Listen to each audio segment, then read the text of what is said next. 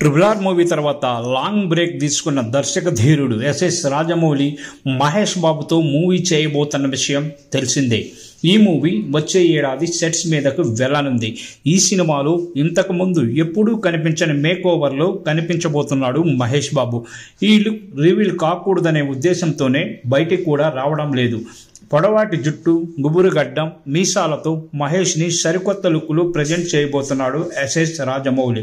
అలాగే ఇప్పటిదాకా స్క్రీన్ పైన ఎప్పుడు షర్ట్ విప్పని మహేష్ రాజమౌళి సినిమాలో 6 ప్యాక్ చూపించబోతున్నాడని కూడా గట్టిగా టాక్ వినపడుతోంది.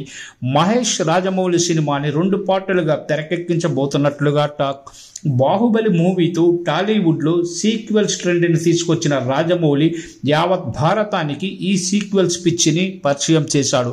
బాహుబలి 2 తర్వాత సింగిల్ మూవీగా ట్రిపుల్ ఆర్ తీసి రికార్డులు కొల్లగొట్టాడు.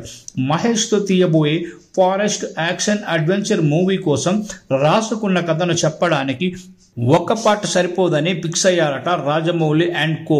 అందుకే 2 పార్టులుగా ప్లాన్ చేస్తున్నారని సమాచారం.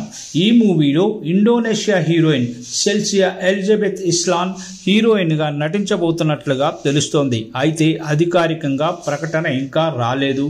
అలాగే హీరోయిన్ కియారా అద్వానీ పేరు కూడా వినిపిస్తోంది.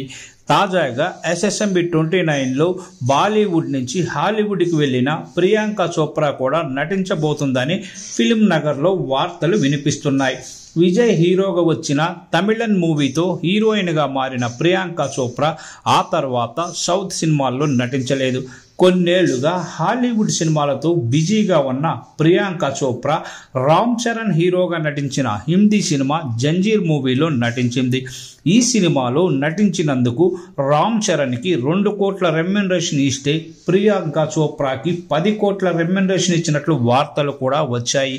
ప్రస్తుతం SSMB 29 మూవీ కోసం లొకేషన్ల వేటలో ఉన్నాడు రాజమౌళి.